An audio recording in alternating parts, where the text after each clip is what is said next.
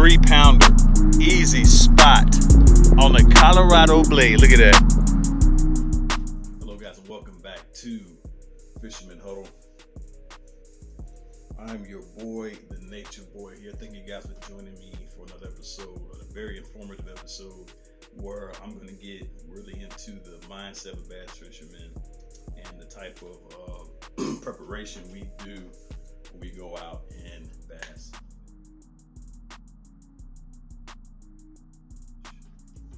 All right, we're going to get started with the topic today. But first of all, we're going to talk about, of course, Mystery Tackle Box. Tackle Box sponsored by Carl's Bait and Tackle. I like it. You know, I remember my first box, my experience using Mystery Tackle Box was a lot of fun because they put a lot of baits, like I said, coinciding with the fishing season. So we're in the springtime. They got a lot of springtime baits in here. Instead of going out and trying to figure out all this stuff yourself, you know, especially if you're a new fisherman, it'd take a long time. But, you know, you can get all the baits that you need. You know, just sign up, you know, get all the baits that you need for the springtime. They got loaded with all different types of things that you can try and retry again. And some things you can put in your arsenal. I've done that. I've taken something out of here and I put it in my arsenal and it works. And so check out MrTackleBox.com, man, and sign up to get your first box. They have different boxes for different levels. If you're a beginner, they have a regular box. And then also have other things that you can check out at MrTackleBox.com. And so let's get started with the rest of the show. So just to kind of catch up and fill people in on what happened previous show, you know, I kind of recapped on some stuff. Basically, I was just talking about, you know, springtime lures, springtime baits, things that can be very effective in your fishing at this time, at this stage. But kind of want to stick to kind of the go-to thing. I talked about the Texas rig. I mean, this is your go-to, man. I've been using this as a go-to bait, a backup bait for like 10 years, man. This is what I started off throwing as a Texas rig style worm. I love black trick worm. That catches a lot of bass. For some reason, bass just jump on it. All black for me. Trick worm.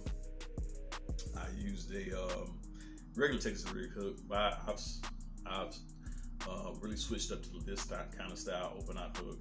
But I used a regular Texas rig style hook, weighted the bullet weight, pinched. I usually keep mine really low to the bottom. I pinch. Some people freestyle it and they'll put like a little stopper here and they'll freestyle it, but I like mine to where it resembles, because if you're a fish and if you're looking at the bottom, you can practice it. I've done it before. I throw out bait and kind of see how it floats down to the bottom, and see the action on it is a very good thing to do.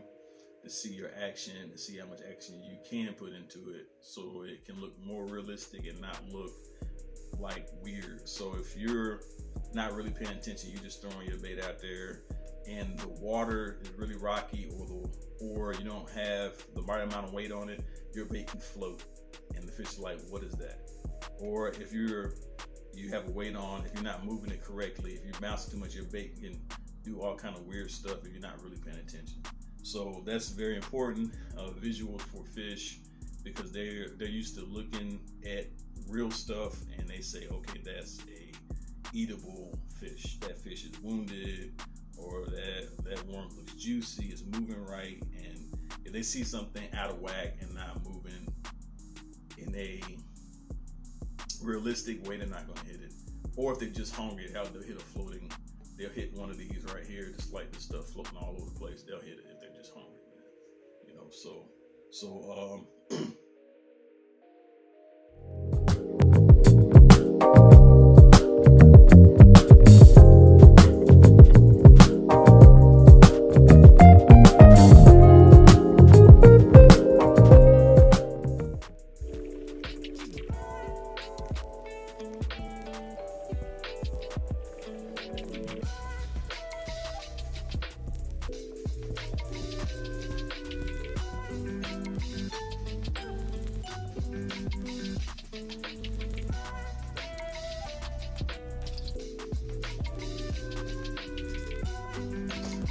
What's up, guys? It's your boy, Nature Boy here. I'll talk a little bit about Mystery Tackle Box. Just talking about sponsored by Carl's Bait Tackle. What is Mystery Tackle? What's in this box? You know, it's some great stuff. A bunch of guys put together, coinciding with the fishing season. It's easy. You have to go out and get it yourself and try to figure out what baits to use and different things like that. They put a box together. A lot of guys who've been fishing for a long time, they put a box together just for you. It all coincides with the fishing season. So if we're in the summer season, you know, we'll get summer baits. If we're in the winter, we'll get winter baits. But we are in the spring time. We're going to get some springtime baits. So check out MrTackleBox.com. Sign up and get your first box. Sign up, get your first box, and enjoy your springtime. Break open the spring with Mystery Tackle Box.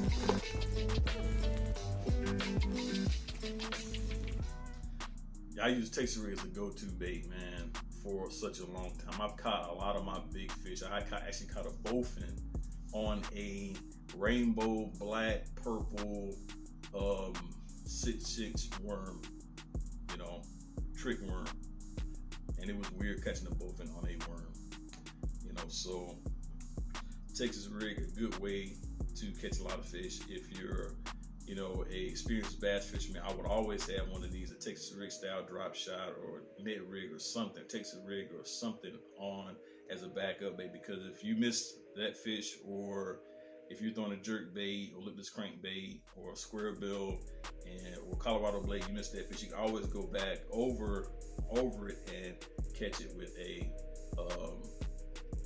Texas rig style, you know, setup, you know, that always works.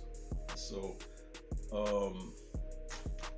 okay, who makes this? And of course, I like Guggen Baits, man. I like them, you know, for a very, very long time. I watched their show, and I like their baits. The only reason why I use it because it's so heavy. The 6-inch lunker log is so heavy. You can throw it, you know, with just a open eye hook on it. You can throw it out, and it sinks without a weight. So it's the Guggen Bait 6-inch lunker log, Pure Passion, and you can pick that up at Big Sporting Goods, Bass Pro Shops. And also very good, which I like, is the Slim Shake Worm Pure Passion. It is a cool looking worm. I mean, they got some style on the worm. They took, and it smells so good, like garlic. It took some serious time and look how realistic that look. I mean, it's really cool.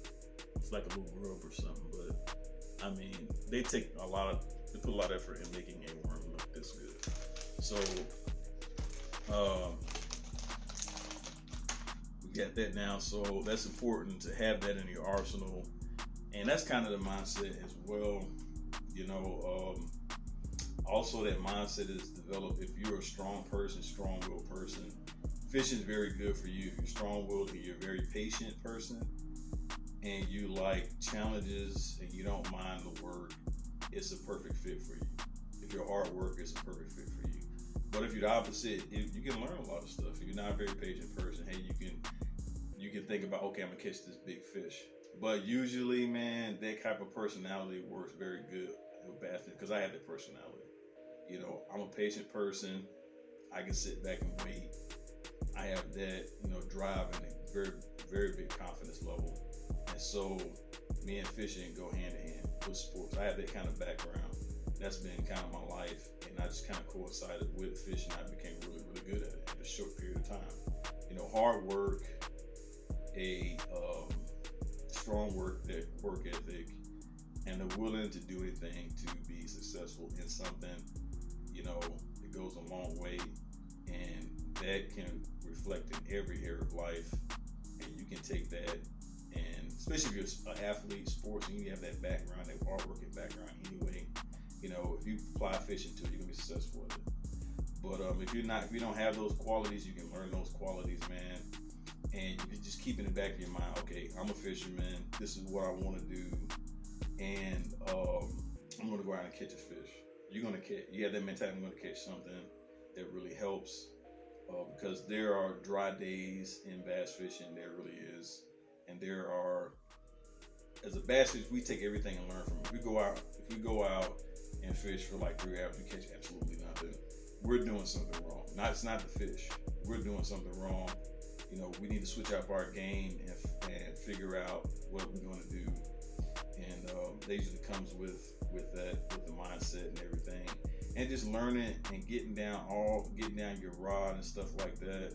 Learning that, learning your cadence of your rod, and learning, okay, if I take my bait over something, that's not a fish, that's a rod, that's a twig. Just learning those simple things.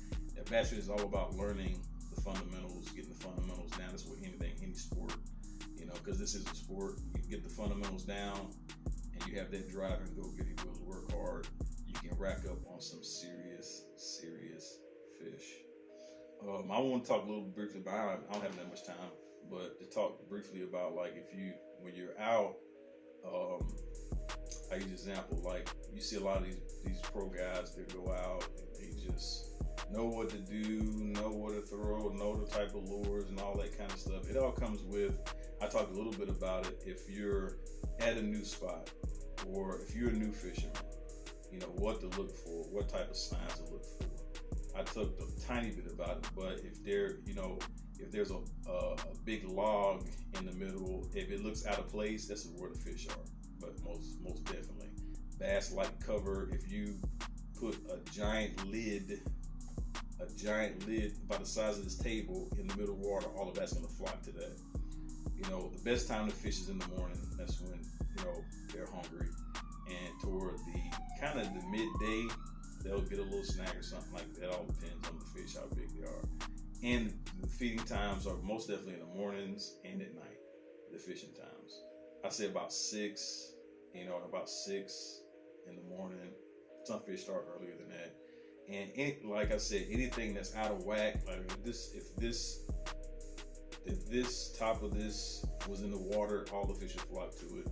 Fish, especially during this time, it's not that hot, but still, if the sun's beaming, fish are in the shade. They're in those thick weeds that you see out in your pond on the lily pads. Those are great for fish to hide in, and they love to ambush because they're also predators. So there are some fish that just dine on crawfish, and there are some fish that just eat grass, eat weeds, and then there's some fish that just eat fish. And so learning that's why you see a lot of these pro guys. I do it myself. A lot of pro guys that go out. If they have a tournament somewhere, they'll go out for 2 days, 3 days, and just learn, about the space. That's what you have to do. At ponds, it's a lot easier. You can spend just a day and just kind of fish that place. It depends on how big it is. If you're bank fishing, usually it's not that big, but if you go to these big places, big parks and stuff like that, but you can, within about 2 hours, you kind of figure out, okay, if what these fish like, what they hit, and once you get that down, it's a lot easier to fish, because if you're like the first day, you kind of scanning things. You're using certain like baits, lipless crankbait, or swim bait, or just simple stuff that's going to catch you fish. But I think once that first day is over, you kind of figure out what's up, or that second day, you kind of figure out what's up with these fish and stuff, and you can kind of experiment and kind of hone in on what these fish really like, because there's only a certain amount of baits that fish really hit. Lipless crankbait, square bills, frogs, all the kind of basic stuff, and they have some new stuff as well. And so just to give you a taste of the inside world of being a bass fisherman and a new beginner, if you go back through the previous videos that I did teaching on learning the Texas rig style and swim bait, lipless crankbait, and different things like that. And once you master those things, especially the Texas rigs, once you master those things, and the thing is, when you do master certain things, it jumps into other areas as well. Learning if a fish hits, if they really got it or not. And so it all comes with experience of being out there. So enjoy the talk, and just take these things, and if if you're experienced fisherman already, take these things and tweak it.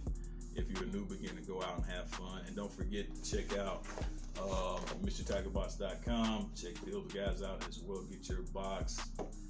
And it's very cool. You get all those stuff that you need. I mean, if you're a new beginner, I would say, go ahead and get your Mr. Tiger box and just kind of get familiar with what springtime baits are. And they have a lot of videos and stuff, and how they actually have videos how do you use these baits, how to rig it up. They have step-by-step things. So I suggest, as a new fisherman, definitely get a kit. You know, it shows you and teaches you all the basic stuff of how to rig it up, how to use these lures and baits, and where to use it at, when to use it, and just kind of breaks down. So I really suggest getting Mr. Tiger Box. This is a regular box. It's like, I think 20 some bucks, but the value is like 60 bucks if you go out and try to get it yourself. And so thank you guys for joining me again at Fisherman Huddle, and also check out Tactical Fishing. Well, Fisherman Huddle is just a podcast where I just sit down and talk about bass fishing. I do a lot of teaching and training. And also I have Fisherman Huddle, where I go out to different places in North Carolina and now up in Yadkinville, doing a lot of places like that. I'm doing a lot of fishing there. So thank you guys again for joining me today, and go out and remember, keep it.